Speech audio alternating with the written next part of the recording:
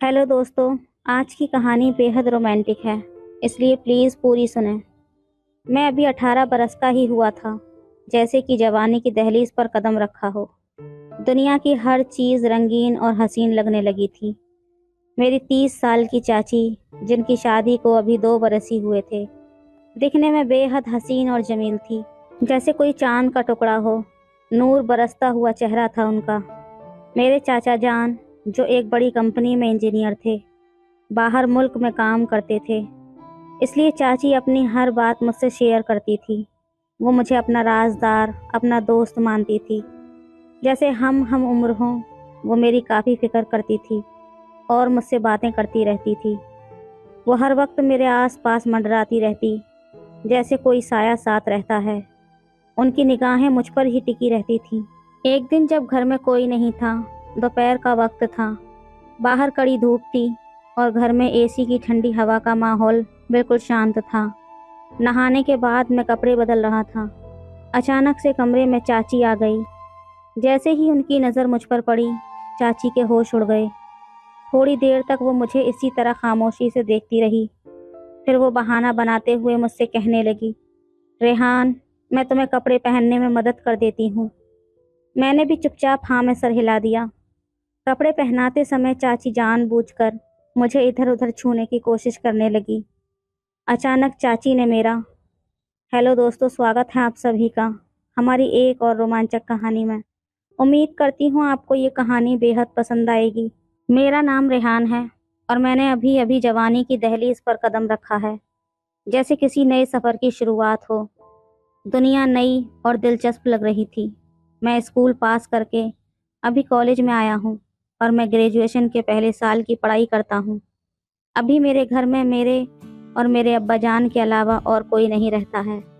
जैसे घर सूना पड़ा रहता हो, एक खामोशी सी छाई रहती हो।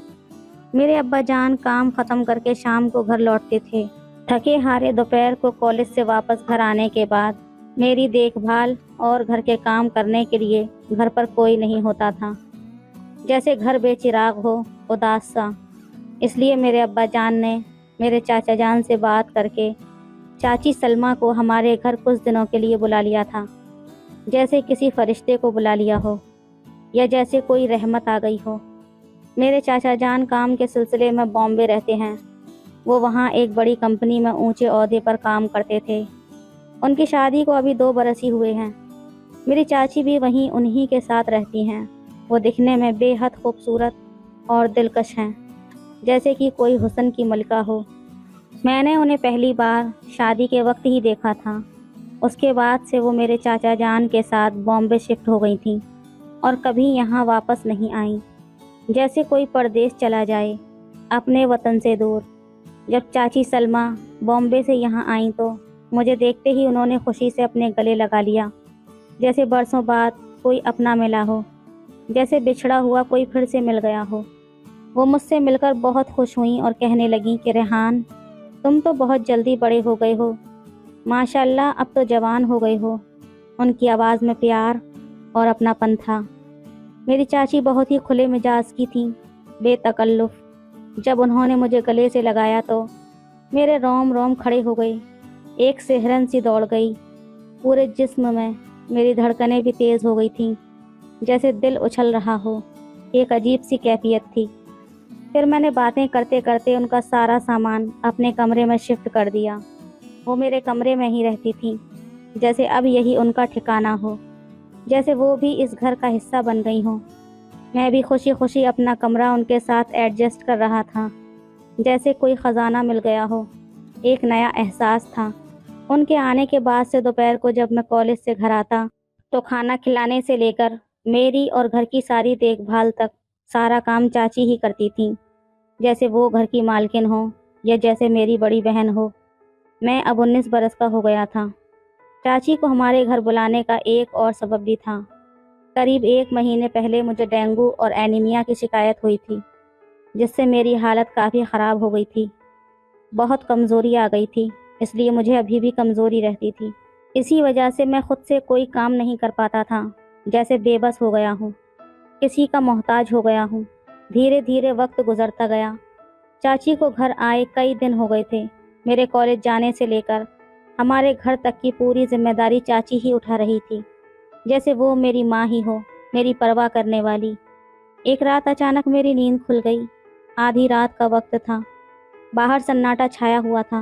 मेरी नींद अचानक खुलने का सबब था, मेरे जिस्म पर किसी का लम्स होता हुआ महसूस हुआ।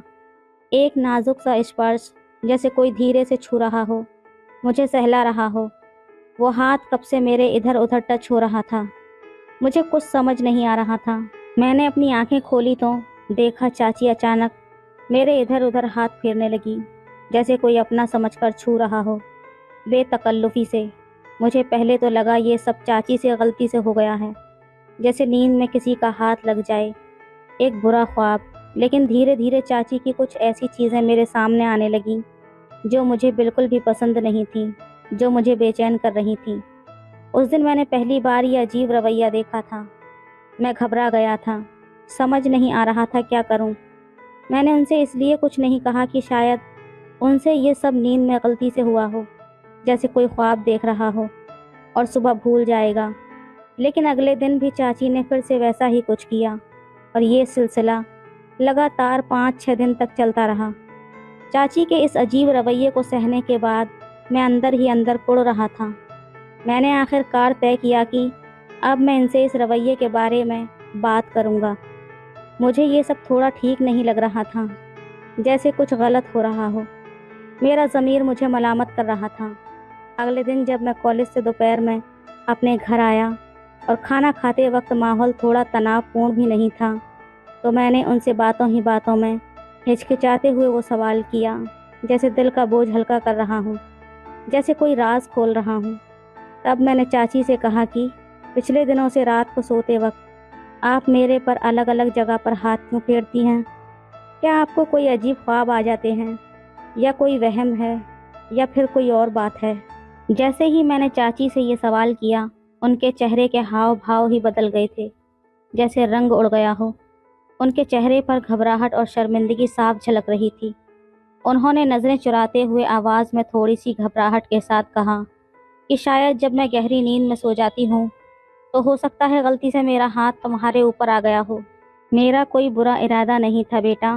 पहले तो मैं सोचने लगा कि ये सब एक दिन हो जाता है, कोई गलती हो जाती है, लेकिन रोज़ रोज़ कैसे? ये बात मेरे जहन में एक कांटे की तरह चुभ रही थी, एक सवाल बनकर घूम रही थी।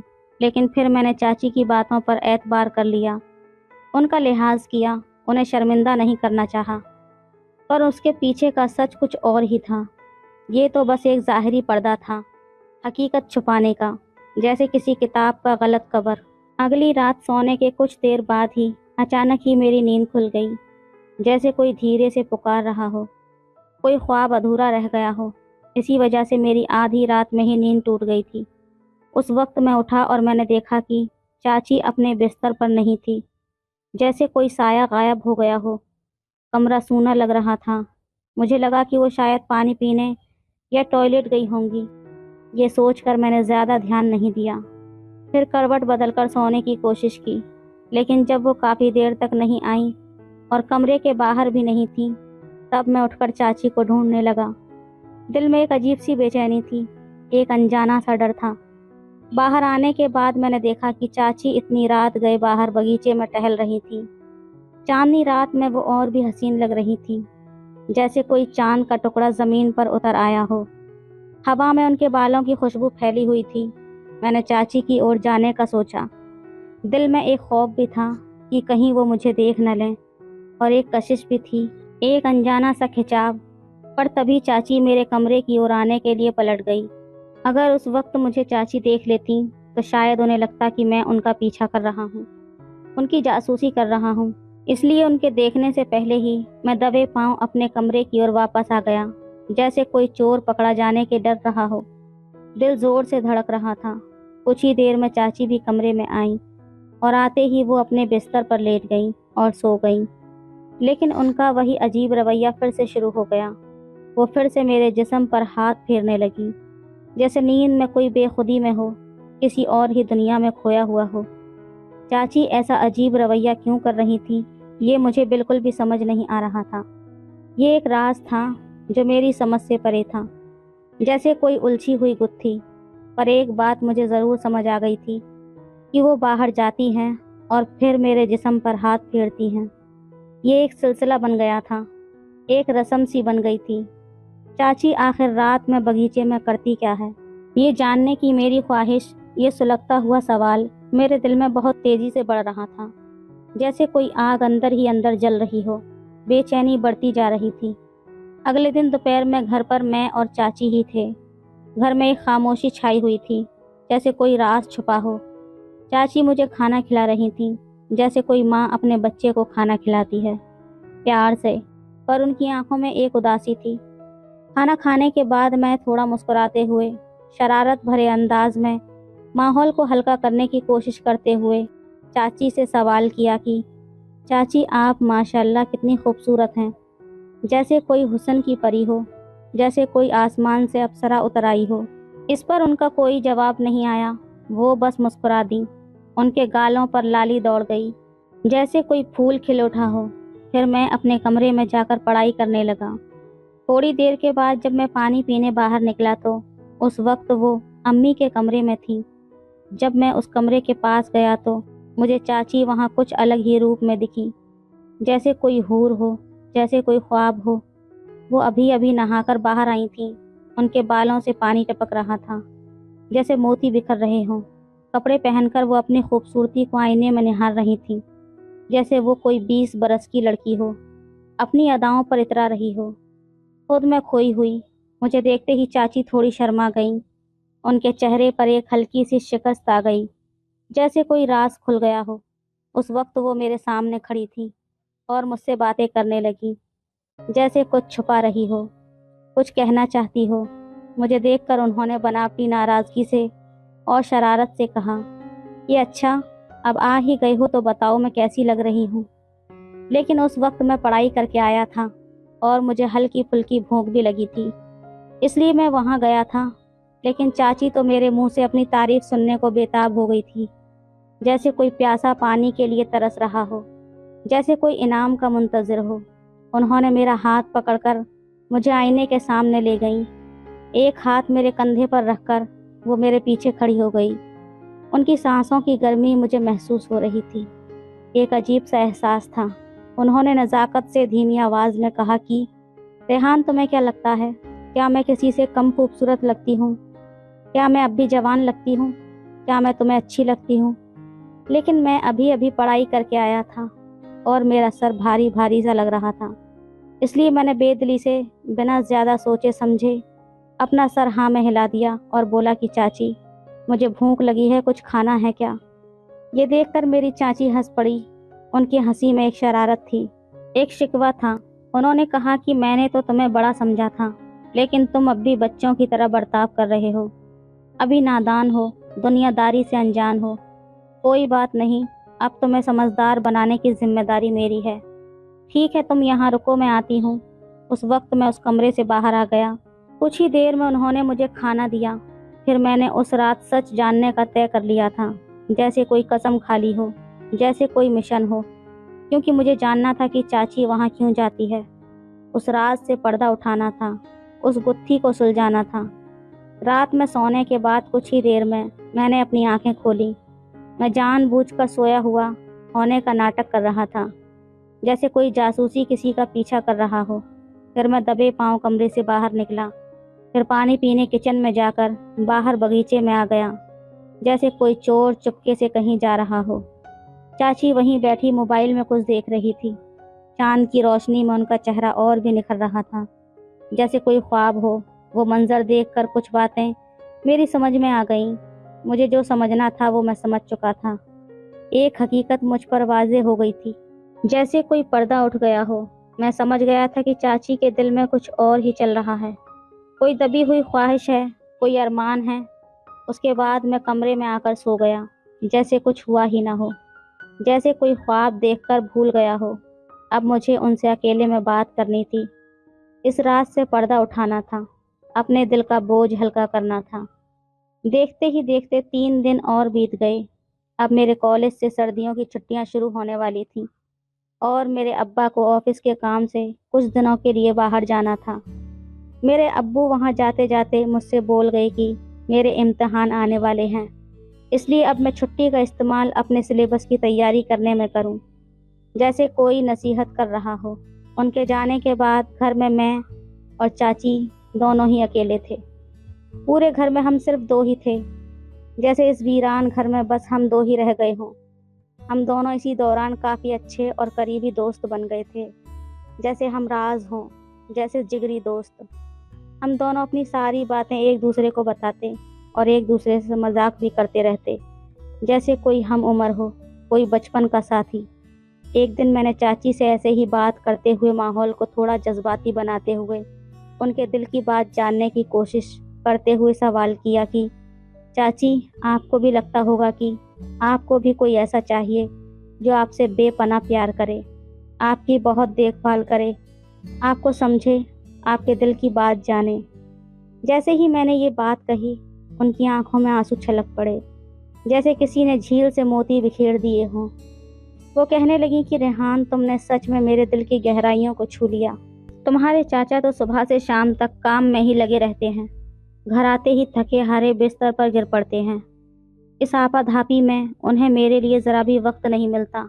उनकी आवाज़ में एक दर्द था, एक तन्हाई थी जो साफ झलक रही थी। चाची रोते हुए मुझे अपने सीने से लगाने लगी, जैसे एक माँ अपने बच्चे को लगाती है, और कहने लगी कि मैं तुम्हें नादान बच्चा समझती थी, मगर तुम तो वक्त से पहले ही समझदार हो गए हो। तुम मेरे दिल का हाल जान गए। तुम्हारी ये बात सुनकर मुझे तुम्हारे अंदर एक बाशऊर, संजीदा आदमी नजर आ रहा है। उनकी आंखों में मेरे लिए एक अलग ही एहतराम था। फिर चाची का रवैया मेरे लिए दिन ब दिन बदलता चला गया, जैसे पतझड़ के बाद बाहर आ जाए।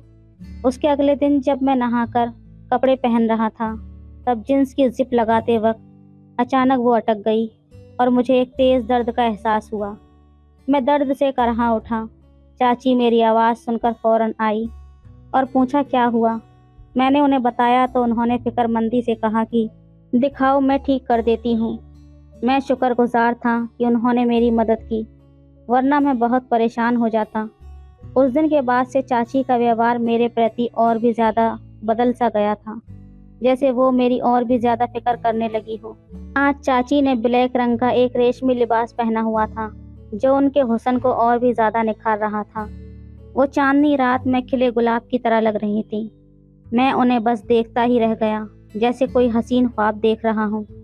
उनकी खूबसूरती वाकई काबिले तारीफ थी, जिसे लफ्ज़ों में बयान करना बहुत मुश्किल था। उसके बाद वो किचन से मेरे लिए नाश्ता लाने लगी। किचन में जाते वक्त उन्होंने शरारत से मेरा मोबाइल बंद कर दिया था। चाची नाश्ता लेकर मेरे कमरे में आईं और मुझे खाने के लिए कहा। हम दोनों साथ में नाश्ता करने लगे और कुछ बातें भी की। नाश्ते के बाद मुझे थकान महसूस हो रही थी, इसलिए मैं थोड़ी देर के लिए लेट गया और सो गया। कुछ दिनों से मेरी तबीयत ठीक नहीं थी, शायद इसीलिए मुझे बार बार थकान और नींद आ रही थी। लेकिन जब शाम को मेरी आँख खुली तो मुझे कमज़ोरी सी महसूस हो रही थी, जैसे किसी ने सारी ताकत मेरे अंदर से निकाल ली हो। मुझे कुछ याद नहीं आ रहा था कि मैं कब सोया था। दिमाग भारी हो गया था और मैं वहीं बिस्तर पर बैठ गया, उलझन और हैरत से घिरा हुआ। कुछ देर बाद चाची मेरे कमरे में आईं। उनके चेहरे पर एक दिलकश और सुकून भरी मुस्कुराहट थी, जैसे किसी ख्वाब की ताबीर मिल गई हो।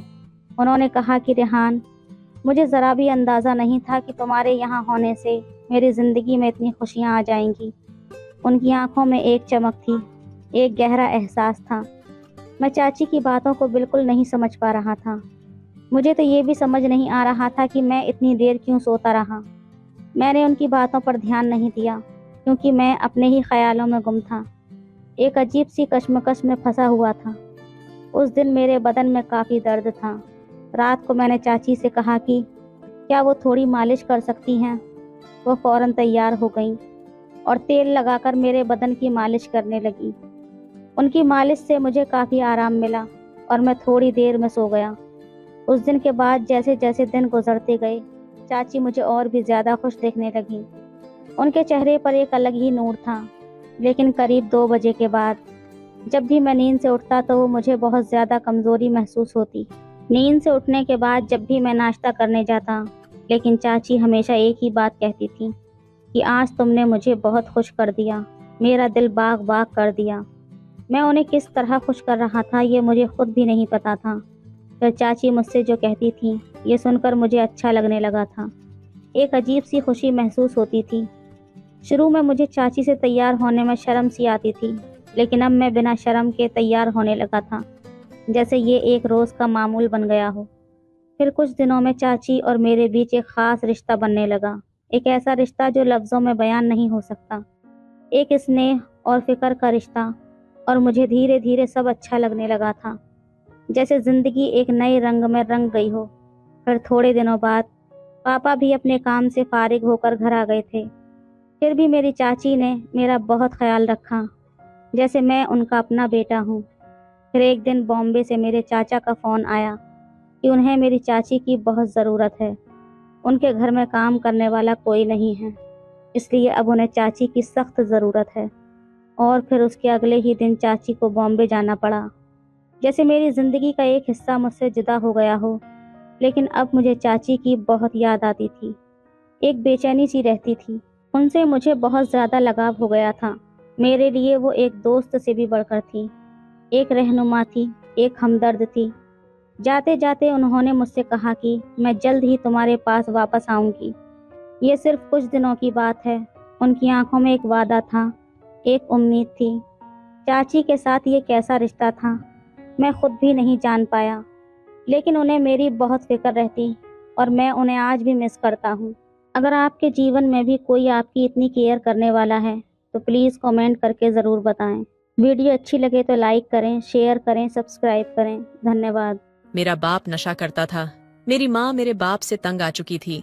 मेरी माँ लोगों के घरों में झाड़ू बर्तन करती थी, उन्हीं से हमारा घर चलता था। जब मैं 13 साल की हुई तो मेरी माँ इस दुनिया से चली गई। माँ के जाने के बाद मेरे बाप ने 50 साल के बुढ़े से लाख लेकर मेरी शादी उस बुढ़े से कर दी। वह आदमी मुझे अपने साथ घर ले आया। रात हुई तो वह मेरे करीब आने लगा। मैं डर से कांपने लगी। मैंने कहा, अंकल, आप मेरे इतने पास क्यों आ रहे हैं?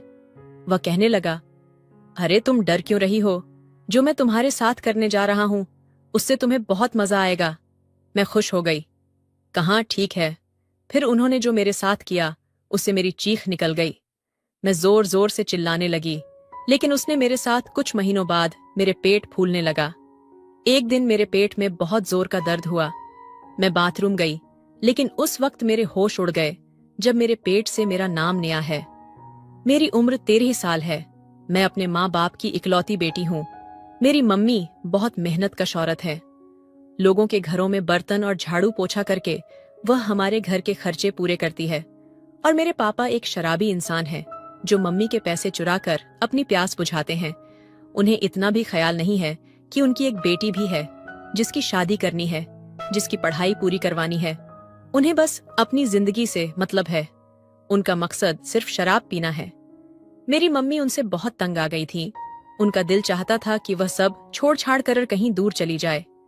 कई बार वह मुझे बोल भी चुकी थी कि नेहा, मैं थक गई हूँ, मैं कब तक यह सब करती रहूंगी। एक औरत की जिंदगी तो बहुत सुकून वाली होती है।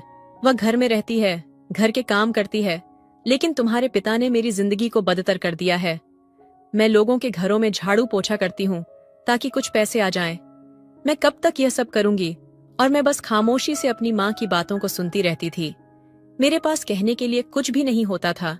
जितनी मोहब्बत मुझे अपनी मम्मी से थी, उतनी ही मोहब्बत मुझे अपने पापा से भी थी। बेशक वह शराबी थे, लेकिन एक बेटी के लिए उसका पिता बहुत ज्यादा अहमियत रखता है। यही हाल मेरा भी था, लेकिन मुझे मालूम नहीं था कि मेरे पापा की हरकतें मेरी माँ को खत्म कर देंगी। आज रविवार का दिन था। घर में पापा और मम्मी दोनों ही थे। आज मम्मी की छुट्टी थी, इसलिए वह मेरे लिए अच्छा खाना बना रही थी। मैं उनके साथ रसोई में ही बैठी उनके खाना बनाने के तरीके को बहुत गौर से देख रही थी, ताकि मुझे भी खाना बनाना आ जाए। मैं 13 साल की थी, लेकिन मैंने बहुत कुछ से लिया था, क्योंकि मम्मी घर पर होती नहीं थी, इसलिए सारे घर के काम मुझे ही करने पड़ते थे। अचानक ही मेरे पापा न जाने कहां से घर में आए और मम्मी को बिना वजह मारना शुरू कर दिया। यह सब देखकर मैं डर गई और डर से चीखने लगी।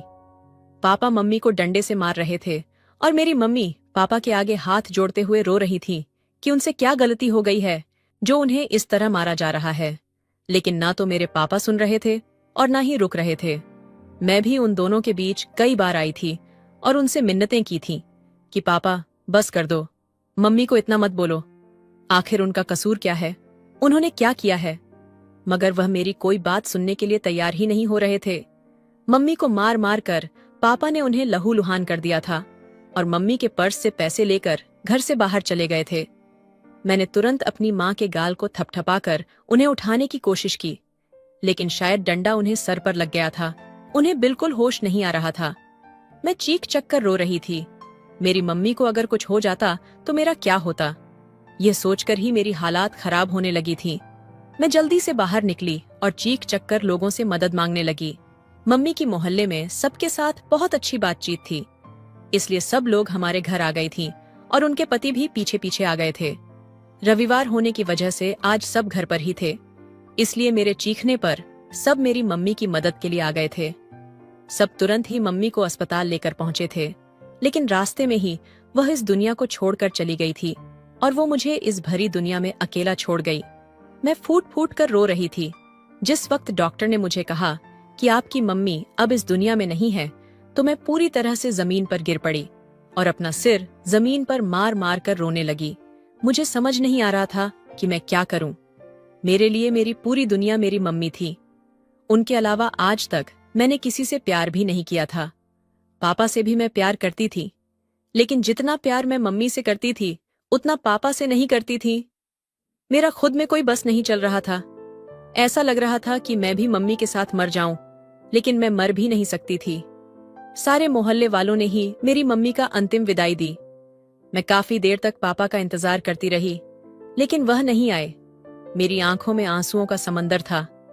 मैं आखिरी वक्त तक मम्मी को देखती रही थी और फिर मोहल्ले की औरतें मुझे घर छोड़कर चली गई थीं।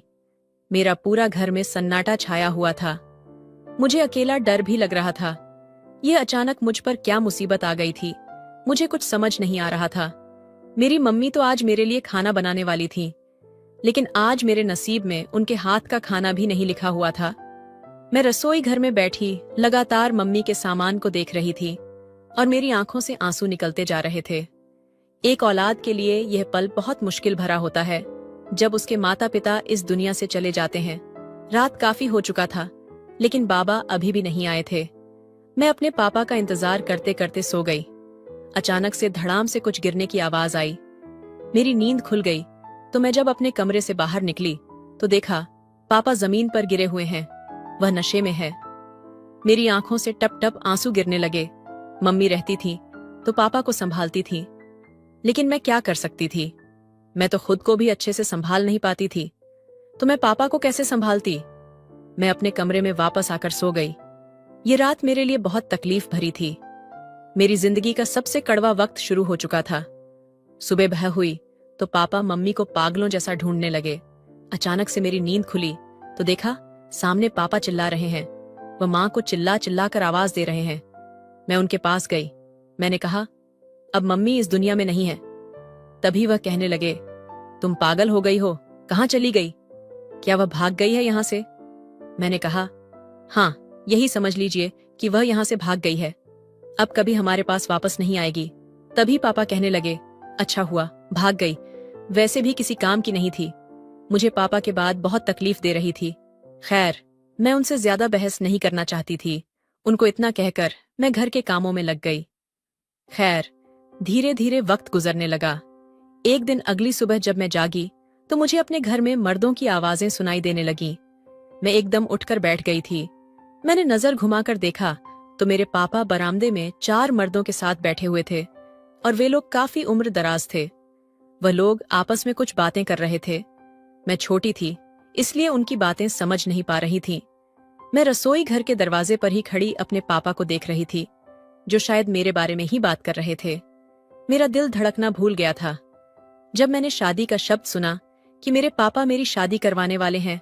ये सुनते ही मुझे बहुत तकलीफ हुई थी। मेरी मम्मी को गुजरे अभी 1 हफ्ता भी नहीं हुआ था और मेरे पापा मुझे इस घर से विदा करने की बात कर रहे थे। मैं अपने पापा से बहुत मोहब्बत करती थी, लेकिन आज मुझे उनकी इस हरकत पर बहुत गुस्सा आ रहा था। मैं गुस्से से रसोई घर से बाहर आई थी और अपने अपने पापा को देखते हुए चिल्लाकर बोली, आपको मैं कभी माफ नहीं करूंगी। आपने मेरी माँ का कत्ल किया है। आपके खिलाफ मैं पुलिस में जाऊंगी और मेरी शादी के बारे में तो आप सोचना भी मत। मेरा यह कहना था कि मेरे पापा ने घुमाकर एक जोरदार थप्पड़ मेरे मुंह पर मारा था, जिससे मैं उसी वक्त जमीन पर गिर गई थी। मेरे पापा मुझे देखते हुए गरजे थे, तुम क्या समझती हो कि मैं तुम्हारी यह बकवास सुनकर खामोश हो जाऊंगा या फिर शर्मिंदा से सिर झुका दूंगा? मैंने तुम्हारी शादी तय कर दी है। अगर ज्यादा नखरे दिखाने की कोशिश की तो तुम्हारा भी वही हाल करूंगा जो तुम्हारी माँ का किया था। पापा की बात सुनकर मेरे रटे खड़े हो गए थे। मैं डर से कांपने लगी थी। मैंने सिर को ना में हिलाया और भागकर कमरे में बंद हो गई। ये कैसा वक्त मुझ पर आ गया था, मुझे कुछ समझ नहीं आ रहा था। वक्त धीरे धीरे गुजरने लगा था और लगभग 1 हफ्ते बाद मेरे पापा ने मेरी शादी तय कर दी थी। रात का 1 बज रहा था। तभी मुझे घर में कुछ हलचल का एहसास हुआ। मुझे अचानक मर्दों की आवाज आई। यकीनन मेरे पापा किसी से बात कर रहे थे। मैं दबे कदमों से अपने कमरे से बाहर आई तो देखा कि पापा बरामदे में बैठे एक 50 साल के बूढ़े आदमी से कुछ पैसे ले रहे थे। मैंने कान लगाकर सुना तो मेरे पापा उन्हें तसल्ली दे रहे थे। जी भाई साहब, आपको परेशान होने की जरूरत नहीं है। मेरी बेटी बस भावुक हो रही थी। उसकी माँ कुछ दिन पहले ही मरी है, इसलिए शायद वह गुस्सा हो गई थी। मगर आप बेफिक्र रह, आपको कोई शिकायत नहीं मिलेगी। वह बहुत समझदार लड़की है, घर का कामकाज सब जानती है और आपको भी अच्छा लगेगा। एक 13 साल की लड़की के साथ शादी करके यह सुनकर तो जैसे मेरी सांस गले में ही अटक रही हो। मेरा यहाँ पर अब दम घुटने लगा। मुझे लगा था कि मेरे पापा मजाक कर रहे होंगे, मगर यह सब देखकर मेरे रटे खड़े हो रहे थे। पापा ने उनसे मेरी आंखों के सामने 1 लाख रुपए लिए थे और वादा कर लिया था कि कल आप आ जाना, मैं आपकी शादी अपनी बेटी से करवा दूंगा। वह बूढ़ा आदमी बहुत खुश हुआ था और पापा को देखते हुए बोला था, मैं तुम पर भरोसा करके जा रहा हूँ। अगर तुमने मेरे साथ धोखा करने की कोशिश की तो मैं पुलिस लेकर तुम्हारे घर आ जाऊंगा। तुम्हें भी पुलिस के हवाले करूंगा और तुम्हारी बेटी को भी। तुम अभी मुझे जानती नहीं हो। जबकि पापा उनसे वादा कर चुके थे और यहाँ मैं सांस लेना भूल गई थी। ये कैसी परीक्षा का समय था। मेरा दिल बहुत उदास हो रहा था। क्या कोई बाप अपनी बेटी के साथ ऐसा कर सकता है? ये सोच सोच कर मेरी जान निकल रही थी। वह रात मेरे लिए बहुत तकलीफ भरी थी। मैं सारी रात जागती रही थी और अपनी मम्मी को याद कर रही थी। काश वह इस दुनिया में मुझे अकेला छोड़कर ना जाती तो आज मुझ पर यह परीक्षा ना आती। लेकिन कुछ चीजें हमारी सोच के विपरीत होती हैं। सुबह का सूरज उगते ही हमारे घर का दरवाजा खटका था। मैं सो रही थी। पापा मेरे कमरे में आए और उन्होंने मुझे जगाया। मैं रात ठीक से सोई भी नहीं थी। उनकी बातों से मैं परेशान हो गई थी। मुझे नींद ही नहीं आ रही थी। मुश्किल से आंख लगी थी। खैर, सारी रात जागने की वजह से मुझे तेज बुखार हो गया था। मैंने पापा को देखते हुए कहा, पापा मेरी तबीयत ठीक नहीं है, मैं इतनी जल्दी नहीं उठ सकती, मुझे थोड़ी देर और सोना है। जबकि मेरे पापा ने मेरे बालों को खींचा था और मुझे खड़ा करते हुए गुस्से में बोले थे, मेरे सामने जुबान चलाने की जरूरत नहीं है। तुम मर भी जाओगी तब भी मुझे कोई फर्क नहीं पड़ेगा। चुपचाप ये जोड़ा पहनकर तैयार हो जाओ। तुम्हारी आज शादी है। मैं अपने फर्ज से मुक्त होना चाहता हूँ। मैं अपनी जिंदगी अपनी मर्जी से जीना चाहता हूँ। अगर मैंने तुम्हें अपने साथ इस घर में रखा तो मैं और परेशान होता रहूंगा। मुझे रात को घर वापस आना पड़ता है और मेरा काम ऐसा है कि मैं जल्दी जल्दी घर नहीं आ सकता। मेरी आंखों में आंसू आते जा रहे थे। मैं किस तरह उन्हें मना करती? मुझे कुछ समझ नहीं आ रहा था। मुझे मालूम था कि अगर मैं और कुछ बोलूंगी तो यह मुझे और मारेंगे, इसलिए मैंने खामोशी में ही भलाई समझी। मैंने वह जोड़ा उठाकर बाथरूम में जाकर कपड़े बदल लिए और बाहर आ गई जिनसे मेरी शादी तय की गई थी। वह लोग आ चुके थे। मैंने कमरे से झांक कर देखा तो मेरा दूल्हा भी शेरवानी पहनकर बैठा हुआ था। मुझे दिल से दुख हुआ था। मेरा बाप इस हद तक भी गिर सकता था, यह मैंने कभी नहीं सोचा था। मुझे कहीं ना कहीं ऐसा लगता था कि मेरा पापा भले ही माँ के साथ बुरा बर्ताव करते हो, लेकिन वह मुझसे प्यार करते हैं। लेकिन ऐसा बिल्कुल भी नहीं था। मैं गलत थी। उनके लिए उनकी पत्नी और बच्चे कोई मायने नहीं रखते थे। आज वह मेरा सौदा कर चुके थे। जो मोहब्बत मुझे अपने बाप से थी वह आज खत्म होती हुई महसूस हो रही थी। मेरा बस नहीं चल रहा था कि मैं इस घर को छोड़कर कहीं दूर चली जाऊं। मैंने भगवान से दुआ की कि मुझे भी मेरी माँ के पास बुला लो। मुझे इस भयानक दुनिया में जिंदगी नहीं गुजारनी। लेकिन कुछ दुआएं कभी कबूल नहीं होती, और मेरे साथ भी ऐसा ही हुआ था। चंद लम्हों का खेल था। कुछ ही पलों में मुझे उस 50 साल के महत नाम के बूढ़े आदमी के हवाले कर दिया गया। मैं बस रोती रह गई। मेरे बाप को मुझ पर जरा भी तरस नहीं आया। मोहल्ले की औरतें मेरे पास बैठी हुई थीं। शादी से पहले उन्होंने मुझे कुछ बातें समझाई थीं जो मेरे सिर से गुजर रही थीं। मेरे बाप ने मुझे इस 50 साल के बूढ़े आदमी के साथ विदा कर दिया, और मैं अपने घर को देखते हुए बस रोती रह गई। एक लंबी सफर के बाद हम उनके घर पहुंचे। वहां मेरा स्वागत बहुत शानदार अंदाज में किया गया था। ढोल नगाड़े बजे थे, आतिशबाजी की गई थी। हमें घर पहुंचते पहुंचते रात हो चुकी थी। मुझे मेरे पति के कमरे में पहुंचा दिया गया। अंदर आते ही मैंने अपना घूंघट हटा लिया। मोहल्ले वाली मौसी ने मुझे यह बात समझाई थी कि जब पति कमरे में आए तो घूंघट ओढ़ लेना, लेकिन वह अभी यहां मौजूद नहीं थे, इसलिए मैंने घूंघट ओढ़ना जरूरी नहीं समझा था। मैं कुछ ही पलों में कमरे की खूबसूरती में खो गई थी। कमरा बहुत बेहतरीन तरीके से सजाया गया था, और वहां मौजूद फर्नीचर देखकर मेरी आंखें फटी की फटी रह गई थीं। हमारे घर में तो बस एक अलमारी थी जिसमें मम्मी पापा और मेरे कपड़े सब रखे हुए थे, और एक छोटा सा शीशा था। इसके अलावा बरामदे में चारपाई और कमरे में एक चादर बिछी हुई थी, और हमारे पास और कोई फर्नीचर नहीं था। लेकिन इस कमरे के अंदर अलमारी, फ्रिज, ड्रेसिंग टेबल, ऐसी हर चीज मौजूद थी।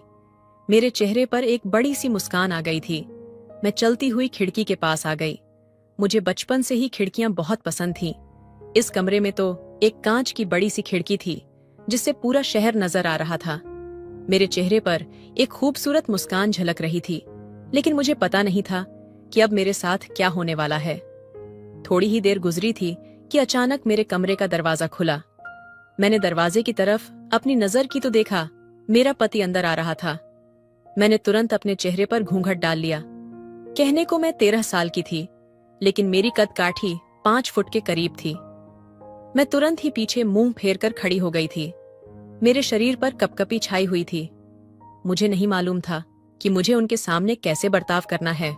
बस मौसी ने कहा था कि देखो निया, अब तुम्हारी शादी हो रही है। शादी करके जब तुम अपने ससुराल जाओगी तो जैसा तुम्हारा पति कहे वैसा ही करना। उसकी किसी भी बात को इनकार मत करना। अगर तुमने अपने पति की बात नहीं मानी तो भगवान भी तुम्हें माफ नहीं करेगा, और तुम्हारा पति भी तुम पर गुस्सा करेगा। वह तुम्हें मारेगा भी। मैं डर गई। मैंने कहा, नहीं मौसी, अपने पति की सारी बातें मानूंगी। वह जैसा कहेंगे मैं वैसा करूंगी। मौसी की बात है, मेरे दिमाग में चल रही थी कि अचानक ही किसी का हाथ मुझे अपने कंधे पर महसूस हुए थे। मैंने डर कर आंखें बंद कर ली थीं और अपने दोनों हाथों की मुट्ठियां बंद कर ली थीं। अभी मैं कुछ समय समझती, इससे पहले ही वह हाथ धीरे धीरे मेरी गर्दन के करीब आया था, और अचानक ही मेरे दूल्हे ने मुझे गर्दन से पकड़कर अपने करीब कर लिया था। मेरा सांस ऐसा लग रहा था कि कहीं रुक ना जाए। अचानक से मैंने अपनी आंखें खोलीं। मैं पीछे मुड़ना ही जा रही थी कि उन हाथों ने मुझे पीछे मुड़ने नहीं दिया। मैं कुछ कहती, इससे पहले ही वह मेरे कान के करीब आया और धीमी आवाज में बोला, कैसी हो लिटिल ब्यूटी। मेरे पास कहने के लिए कुछ भी नहीं था। मुझे बहुत खौफ महसूस हो रहा था। ऐसा लग रहा था जैसे अभी मेरी जान निकल जाएगी। मैं कुछ कहती, इससे पहले ही वह बोले, मैंने कुछ पूछा है। लिटिल ब्यूटी कैसी हो। तुम मेरे शरीर पर कपकपी दौड़ गई थी। मैं बहुत ज्यादा डर रही थी। मैं उन्हें क्या जवाब दूं? वह मुझे देखते हुए बोले थे, मैं तुम्हारे साथ कुछ भी गलत नहीं करूंगा, बल्कि तुम मेरे पास आओ, तुम्हें बहुत मजा आएगा। मेरे चेहरे पर घबराहट साफ दिखाई दे रहा था। मुझे समझ नहीं आ रहा था मैं क्या बोलूं। अचानक ही उन्होंने मुझे अपनी बाहों में दबोच लिया था। मेरा पूरा शरीर कांपने लगा। मैं बहुत ज्यादा डर रही थी। मुझे समझ नहीं आ रहा था कि मैं उन्हें क्या कहूं, क्या जवाब दूं। वह मुझे देखते हुए बोले, तुम डर क्यों रही हो? मैं तुम्हारे साथ कुछ भी गलत नहीं करूंगा, बल्कि तुम मेरे पास आओ, तुम्हें बहुत मजा आएगा। अब तुम मेरी पत्नी हो, ऐसे डरोगी तो कैसे होगा? मेरे चेहरे पर घबराहट साफ दिख रही थी। मुझे समझ नहीं आ रहा था कि क्या कहूं। अचानक उन्होंने मुझे अपने बाहों में जोर से जकड़ लिया। मैं हैरान थी।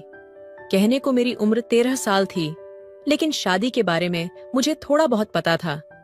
मेरी आंखों से लगातार आंसू बह रहे थे और मैं उनसे हाथ जोड़कर कह रही थी कि मेरे साथ कुछ मत करो। उनकी जकड़न से मुझे दर्द हो रही थी, मेरी जान निकलने को थी। फिर उन्हें मेरी हालात पर ना कोई दया आई और ना ही रहम। उन्होंने अपना पति होने का हक मुझसे वसूल लिया था। मुझे अपने बाप से नफरत हो रही थी। मेरी आंखों से टप टप आंसू गिर रहे थे। मुझे मेरी माँ बहुत याद आ रही थी। मैं भगवान से प्रार्थना कर रही थी कि ऐसा बाप किसी को ना मिले। खैर, सुबह होते ही वह आदमी मुझे कमरे में छोड़कर चला गया। मैं बिल्कुल निढाल हो गई थी। मुझे यकीन नहीं हो रहा था कि इस दुनिया में ऐसे लोग भी मौजूद हैं। मेरी उम्र 13 साल थी और उनकी 50 साल थी, लेकिन फिर भी उन्होंने मुझ पर रहम नहीं खाया।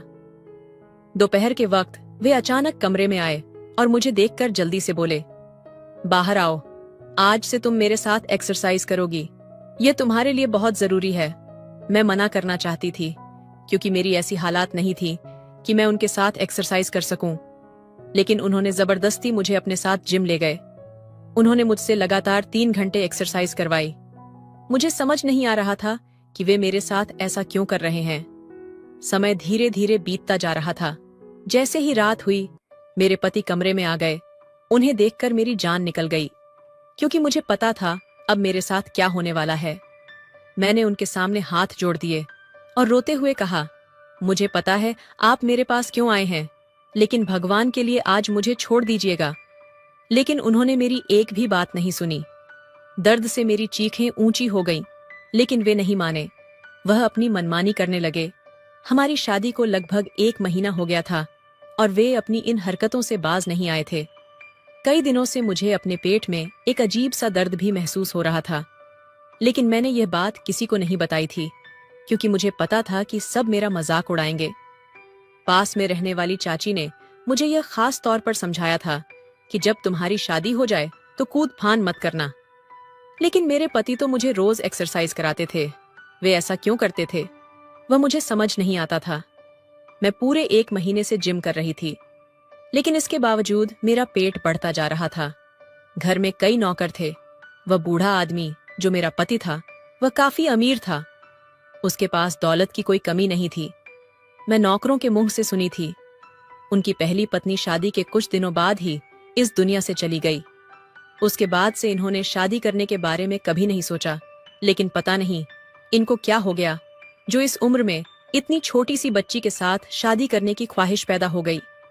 लगभग 1.5 महीने बाद मेरे पेट में इतनी तेज दर्द हुआ कि कोई सीमा नहीं थी। मैं चीख कर रो पड़ी। नौकर ही मुझे अस्पताल ले गए और रास्ते में ही मेरे पति को फोन कर दिया गया। मुझे लगा था कि वे मेरी फिक्र में बेचैन हो जाएंगे और नौकरों को डांट, लेकिन उन्होंने कहा, किसकी इजाजत से तुम लोग मेरी पत्नी को घर से बाहर ले गए हो?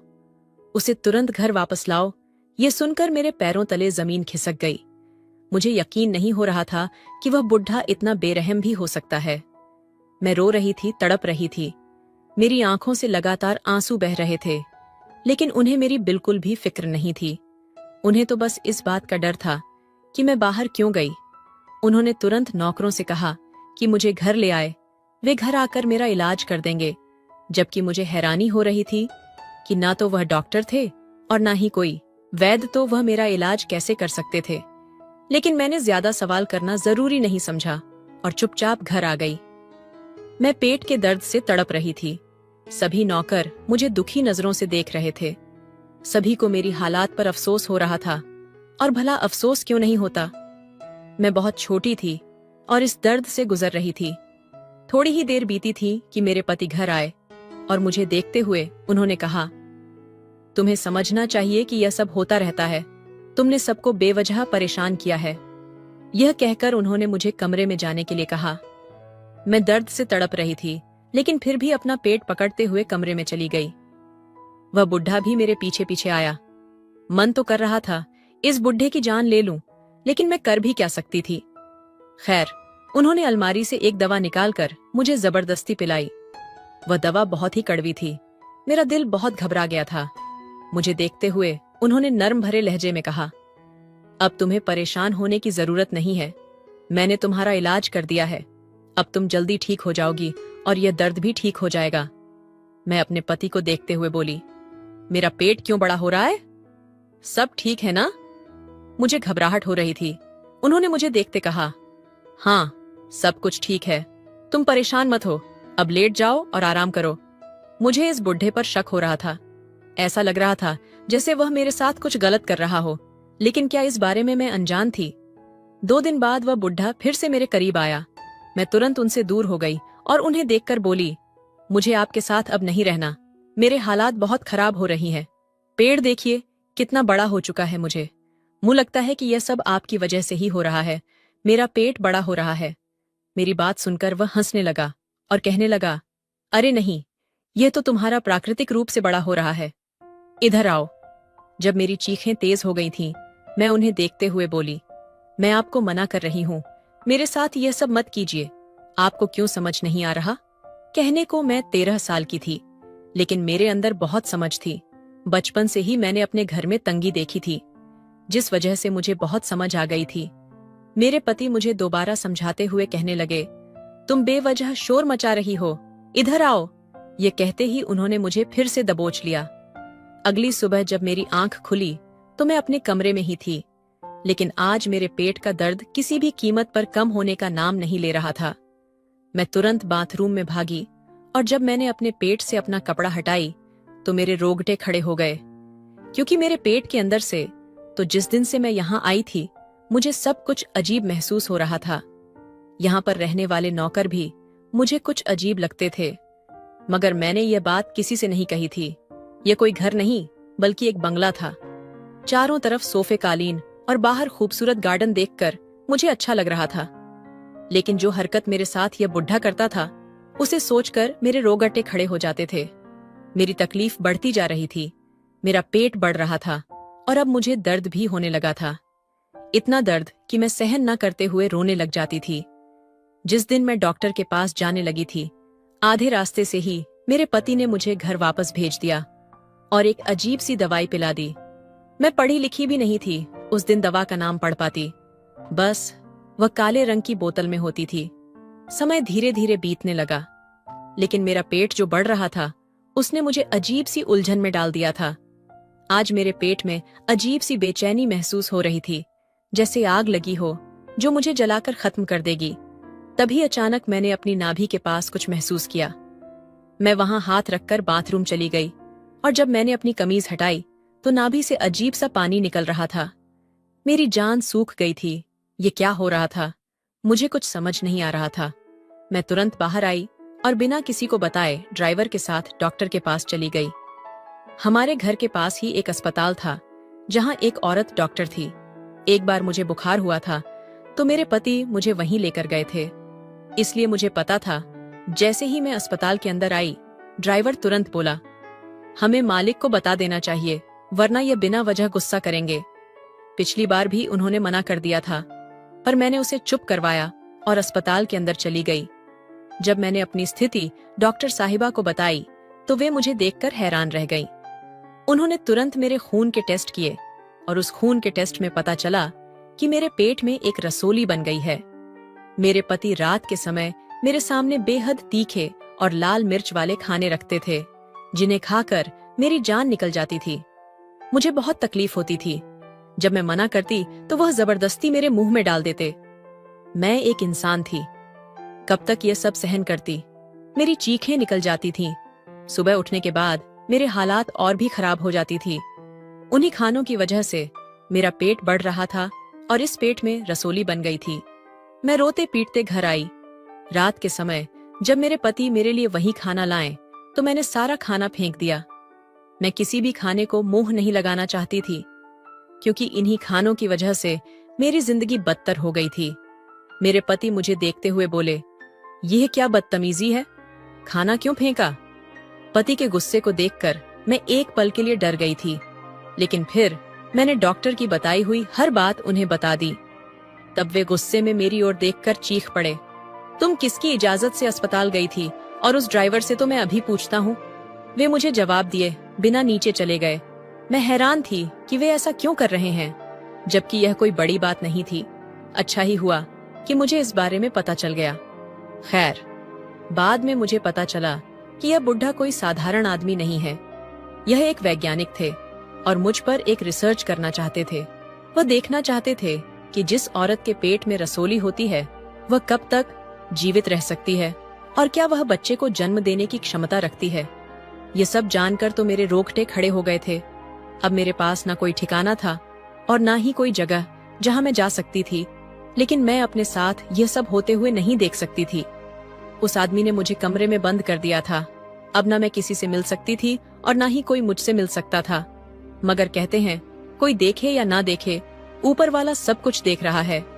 हमारे घर में काम करने एक लड़का सोनू, जो बहुत अच्छा था, वह पहले दिन से ही मुझे कुछ इशारे में समझाने की कोशिश करता था कि यह खाना मत खाओ, मालिक इस खाने को बहुत अजीब तरीके से बनाते हैं और आपको खिलाते हैं। लेकिन मैं उसकी बातों को नहीं समझ पाती थी, क्योंकि वह गूंगा था। उसकी जुबान में समझ ही नहीं पाती थी। वह क्या इशारा करता था, मैं कुछ भी समझ नहीं पाती थी। मुझे उस पे बहुत गुस्सा आता था। वह इशारे में कुछ भी मुझे समझाता था तो मुझे बहुत गुस्सा आता था। मुझे ऐसा लगता था जैसे वह अच्छा लड़का नहीं है। खैर, उसे जब पता चला कि उस आदमी ने मुझे एक कमरे में बंद करके रखा है, तो सोनू ने ही मुझे उस कमरे से बाहर निकाला और मुझे बचाया। मैंने उसका शुक्रिया अदा किया और मैंने उससे कहा, मुझे यहाँ से ले चलो। तुम जहाँ मुझे रखोगे मैं वहाँ रहूंगी। तुम मुझे खाने पीने के लिए कुछ भी मत देना, लेकिन मुझे यहाँ से ले चलो। वह मुझे अपने साथ अपना गांव ले आया। घर में उसकी बूढ़ी माँ थी और एक छोटी बहन सोनू की माँ बहुत अच्छी थी। सोनू ने इशारे से अपनी माँ को सब कुछ बता दिया। मैं उन लोगों के साथ ही इस घर में रहने लगी। धीरे धीरे वक्त गुजरता गया। सोनू एक अकेला कमाने वाला था। मुझे बहुत अफसोस हो रहा था। उसकी नौकरी भी चली गई थी। वह आदमी मुझे ढूंढ रहा था। वह आदमी सोनू के पास भी आया था, लेकिन सोनू ने कहा कि मालिक, अब मैं नौकरी नहीं करना चाहता। मेरी माँ बीमार रहती है, मुझे उसके साथ ही रहना है। उसने सोनू के घर की तलाशी नहीं ली। अगर वह तलाशी लेता तो मैं मिल जाती, लेकिन सोनू ने इतनी मासूमियत के साथ उनका जवाब दिया कि वह घर को तलाशी लेना जरूरी नहीं समझा और वह वापस लौट गया। मैंने सोनू को समोसे के ठेले लगाने के लिए कहा। सोनू ने भी हाँ कर दिया। मैं और सोनू दोनों समोसे बेचने का काम करने लगे। उसी से हमारा घर चलने लगा। धीरे धीरे वक्त गुजरता गया। मैं पूरे 18 साल की हो गई। इस बीच मुझे सोनू से प्यार हो गया। मैंने सोनू को अपने दिल की बात बता दिया। सोनू की आंखों में आंसू आ गए थे। सोनू कहने लगा कि मैं तुम्हारे लायक नहीं हूँ, लेकिन मैंने कहा, सोनू ऐसा मत कहो, तुम बहुत अच्छे इंसान हो। मैं तुम्हारे लायक नहीं हूँ। अगर तुम मुझे अपने लायक समझते हो तो मैं तुमसे शादी करना चाहती हूँ। सोनू मेरे गले से लग गया। वह इशारे में बताने लगा कि वह भी मुझे पसंद करता था, लेकिन उसे मुझे कुछ कहने की हिम्मत नहीं है। उसे लगता था अगर वह अपना दिल की बात करेगा तो मैं उसका मजाक उड़ाऊं, लेकिन ऐसा नहीं था। मुझे किस्मत से सोनू मिला था। दोस्तों, अब आप ही बताएं, क्या सोनू का हाथ थामकर मैं गलत कर रही हूँ या सही? कमेंट करके जरूर बताएं।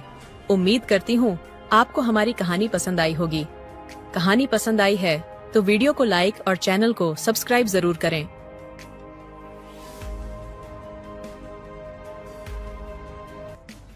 मैंने सुना था कि बंगाली तेल का इस्तेमाल ज़्यादा करते हैं। मैं इसी वजह से बंगाली से बहुत खौफ खाती थी, लेकिन जब मेरी शादी बंगाली लोगों में हुई तो मेरी जान ही निकल गई, क्योंकि आज मेरी पहली रात थी और पति ने आते ही मैं जू ही हूँ। हम बहुत ज़्यादा गरीब थे और रेलवे के करीब की आबादी में रहते थे। यहाँ पर ज़्यादातर घर बंगाली के ही थे। वहाँ बच्चे बहुत ज़्यादा होते थे, इसलिए पूरा दिन गली में शोर रहता था। माँ कहती थी कि बहुत ही ज़्यादा शरारती बच्चे हैं।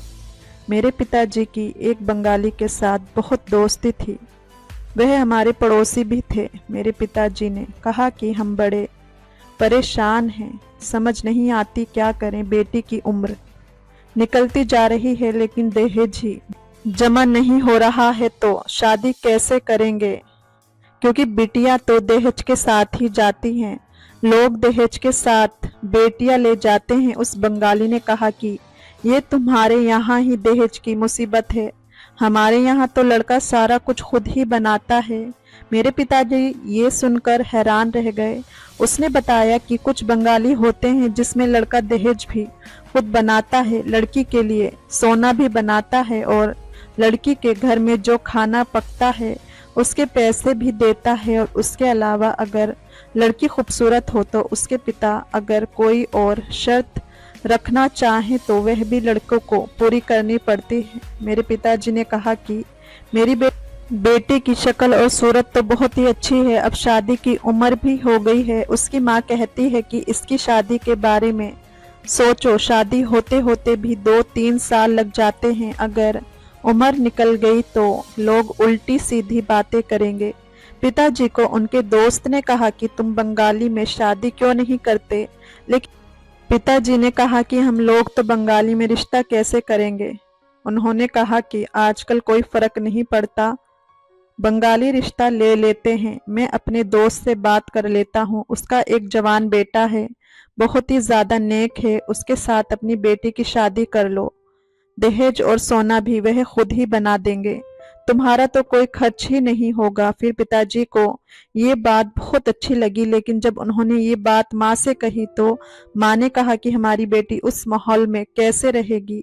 पिताजी ने कहा कि आजकल सबका माहौल एक जैसा ही हो गया है, हर घर में फोन है, कौन सा वह लोग पहाड़ पर रहते हैं, अच्छा भला घर है उनका, ज्यादा से ज्यादा क्या बस पर्दा करवाएंगे, तो ये हमारे यहाँ भी करती हैं और पर्दा करना अच्छी बात है। माँ पिताजी इस बात पर इत्मीनान हो गए क्योंकि उसमें कोई खर्चा भी नहीं हो रहा था और लड़के की तस्वीर दिखाई तो वह भी बहुत ज्यादा खूबसूरत था। लड़के की माँ भी जिंदा थी, सिर्फ उसका एक बाप था। उन लोगों को शादी की जल्दी थी क्योंकि घर में कोई औरत नहीं थी, इसलिए उन्होंने कहा कि शादी 1 माह में हो जाए तो अच्छा है। उन लोगों ने कहा कि आप लिस्ट बना दें, आपको जो भी सामान चाहिए आप उसमें लिख दें, हम लड़की के लिए वह सारी चीज ले लेंगे। हम लोग तो खुशी से निहाल हो गए।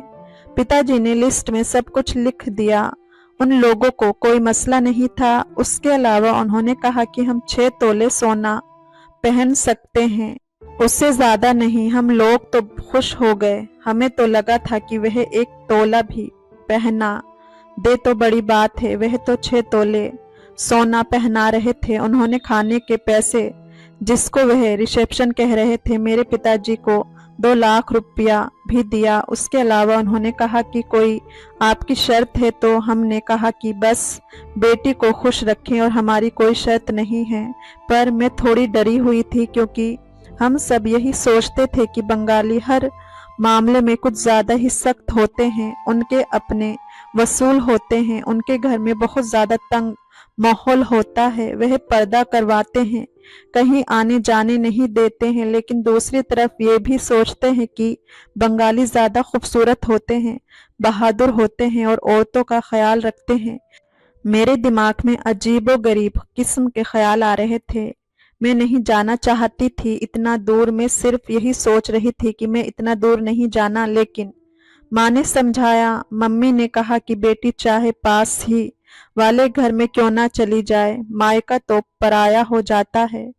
उन्होंने कहा कि ससुराल तो सबका एक जैसा होता है और मर्द का क्या है, उनकी एक ही दुखती रग होती है, प्यार से पेश आना, उसकी हर बात मानना, उसकी इज्जत ख्याल रखना। 10 बातें तो उसकी मान लेना, 4 बातें वह तुम्हारी भी मान लेगा, सब कुछ ठीक हो जाएगा। मैं विदा होकर चली गई। मेरे लिए वाकई उन्होंने सारा सामान भी लिया था, घर भी अच्छा था, सब कुछ ठीक था। मेरा पति भी बहुत ज्यादा खूबसूरत था, उसका नाम गौतम था। 1-2 हफ्ते तो सुकून से गुजर गए, पर एक दिन मैंने गौतम को एक अजीब काम करते हुए देखा। उसने आंगन में एक चरपाई बिछाई हुई थी, रात हो चुकी थी, सारे काम मैंने खत्म कर दिए थे। वह उस चरपाई पर थोड़ी देर के लिए बैठा था, ये तो उसकी रूटीन थी। लेकिन आज वह चरपाई के पैर के ऊपर अजीब सा कोई तेल लगाने लगा, जिसकी इतनी तेज बास की सीधी नाक में जा रही थी। मैंने कहा कि ये आप क्या कर रहे हैं, तो कहने लगा कि वह तुम दूर से आई हो ना, तुझे पता नहीं, ये रिवाज होता है। सोने से पहले चारपाई के पैर के ऊपर ये एक खास किस्म के तेल को लगाया जाता है ताकि कोई कीड़ा या मक्खी वगैरह ना आए। मैंने कहा कि लेकिन इसकी इतनी बदबू आएगी तो हमारे ही दिमाग में जाएगी। गौतम ने कहा कि तुझे अभी बुरी लगेगी, उसके बाद इसकी आदत हो जाएगी। इसके बहुत फायदे हैं, इसको लगाने से नींद भी अच्छी आती है। मुझे लगा शायद वाकई ही कोई रिवाज है। खैर, बर्दाश्त करके बैठ गई। गौतम ने कहा, मेरे थोड़े पांव दबा दो। मैं उस तरफ ही बैठी थी जहां उसने तेल लगाया था और वह बदबू आकर सीधी मेरे नाक में जा रही थी। उसके बाद कहने लगा कि पिताजी की तबीयत खराब है, थोड़ा उनके भी पांव दबा दो, फिर आकर सो जाना। मैंने कहा ठीक है। मैं ससुर के कमरे में चली गई। दरवाज़ा खुला हुआ था और मेरा पति बाहर ही बैठा था, इसलिए मुझे डरने की क्या ज़रूरत थी। मैंने ससुर के पांव दबाए, लेकिन उसके बाद मुझे अचानक से सर दर्द हुआ और फिर मुझे याद ही नहीं कि मेरे साथ क्या हुआ। सुबह आँख खुली तो मैं अपने कमरे में ही थी, लेकिन मुझे कुछ याद नहीं था। मैंने गौतम से कहा कि रात को क्या हुआ था, तो उसने कहा कि तुम बेहोश हो गई थी, इसलिए मैं तुम्हें उठाकर कमरे में ले आया। अपना ख्याल किया करो। गौतम मुझे बहुत मोहब्बत करता था। अपने बाप के साथ तो वह बंगाली जबान में ही बात करता था, लेकिन मेरे साथ हिंदी में बोलता था। पर मुझे पता नहीं चलता था कि वह बाप बेटा आपस में क्या बात कर रहे हैं। मैं परेशान तो बहुत थी, लेकिन मुझे हर हाल में गुजारा करना था, क्योंकि पहले दिन से घर में मेरी शादी एक मसला बनी हुई थी। मैंने तो माँ पिताजी को ये कहते हुए सुना कि क्या करें, कहाँ से लें पैसा, हम तो मुसीबत में पड़ गए हैं। यानी वह मुसीबत मुझे ही कह रहे थे। वाकई बेटियां मुसीबत बन जाती हैं, क्योंकि उनके लिए दहेज बनाने पड़ते हैं। लेकिन अगर यहाँ ऐसा रवाज था कि लड़का खुद ही बनाता है तो यह तो बहुत ही अच्छी बात थी मेरे लिए। वाकई उन्होंने सारी दहेज बनाई थी और सारी चीज़ों की क्वालिटी भी अच्छी थी। माँ को फ़ोन करके बताती थी कि मैं खुश हूँ, सब कुछ ठीक है। लेकिन अगले दिन फिर यही हुआ कि गौतम ने कहा ससुर के पांव दबा दो और फिर से बेहोश हो गई। अब तो 2-3 बार मेरे साथ ऐसा हो जाता था। गौतम मुझे डॉक्टर के पास लेकर नहीं जा रहा था, लेकिन घर में एक दाई को ले आया। उसने कहा कि कहीं तुम्हारा पाँव तो नहीं भारी। मैंने कहा मुझे नहीं पता। उसने मुझे चेक किया और कहा कि ऐसा तो कोई मसला नहीं है, लेकिन लगता है तुम इधर के माहौल में थोड़ी सी गड़बड़ा गई, तो कुछ दिन तक ठीक हो जाओगी। यहाँ का पानी, मिट्टी, हवा, यहाँ की खुराक, सब कुछ तो अलग है। अब थोड़ा टाइम लगेगा तुम्हारे जिस्म को सेट होने में, इसलिए परेशान नहीं होना बेटी। उन्होंने बड़े प्यार से मुझे समझाया। मैंने कहा कि ठीक है, मुझे भी ऐसा ही लग रहा था कि शायद यही वजह है, इसलिए सब कुछ हो रहा है। लेकिन गौतम मेरे ससुर को आंखों ही आंखों में इशारा करता था। वह लोग एक दूसरे से खुलकर बात करते थे, क्योंकि मुझे तो उनकी ज़बान समझ नहीं आती थी। मौसम बदलने लगा तो गौतम ने चारपाई को कमरे में ही रख लिया, जबकि कमरे में बेड भी थी। लेकिन वह उस चारपाई के ऊपर रोज़ वही तेल लगाता था। उसके घर में लोगों का आना जाना बहुत कम था। मैं किसी से पूछना चाहती थी कि ये तेल सारे ही लगाते हैं या कहीं गौतम ही ये सब कुछ कर रहा है। हफ्ते में 4 बार मैं बेहोश हो रही थी। अभी तो मेरा खाना पीना भी ठीक था कि उनके घर में तो हमेशा मछली ही बनती थी।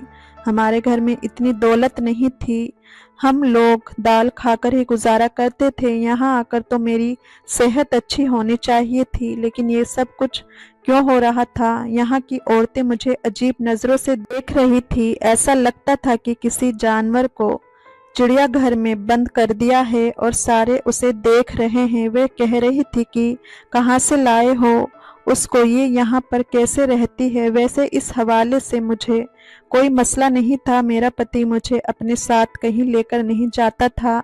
अगर मुझे बाजार जाना होता तो मुझे किसी औरत के साथ भेज देता था, लेकिन मुझे इस बात से कोई मसला नहीं था। मैं वैसे भी उसके हाथ से अपनी पर्सनल चीज़ तो नहीं ले सकती थी।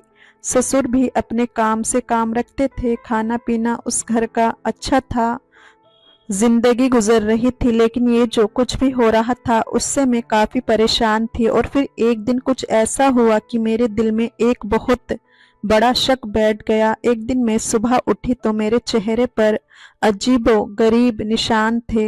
मैंने गौतम से कहा कि ये देखो मेरे साथ क्या हुआ है। रात को तो मैं ठीक थी, पर कब बेहोश हुई थी ये किस वक्त हुआ। तो गौतम मुस्कुराकर वहां से चला गया। मैंने कहा मेरी बात का जवाब तो दे दो। कहता था कि तुम बिल्कुल बुद्धू हो, तुम्हें किसी बात का पता नहीं है। ये बोलकर वहां से चला गया और मैं हैरान रह गई, क्योंकि मुझे याद नहीं था कि वह सब कुछ कब हुआ था। एक बार एक औरत घर आई। मेरे ससुर भी नहीं थे और गौतम भी बाहर था।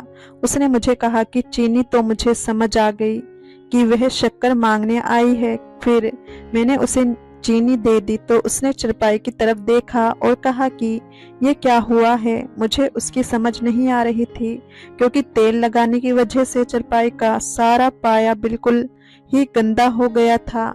मैंने कहा कि वह तेल इस पर लगाते हैं, इसलिए। तो बोली कौन सा तेल। मैंने कहा कि जो यहाँ पर लगाया जाता है वही वाला। उसने कहा ऐसा तो कुछ भी नहीं होता, इधर उसको धोल दो, नहीं तो चारपाई खराब हो जाएगी। वह कच्ची पक्की हिंदी में बोल रही थी। मुझे उसकी ज्यादा बातें समझ नहीं आई, लेकिन मुझे इतना जरूर समझ आ गया कि वह ये कहना चाह रही थी कि इस पर तेल क्यों लगाया है। और जिस तरह वह हैरान हुई थी उसका मतलब कि यहाँ पर ऐसा कुछ नहीं होता था।